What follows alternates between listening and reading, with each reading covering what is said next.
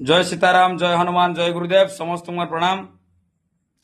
आज गोटे एमती मंत्र दौर आप देखिए, देव दानव भूत पिचास डाकिनी साकिनी जिते भी रही समस्त प्रभाव रक्षा पाइबा मंत्रटी आप मन रखिए।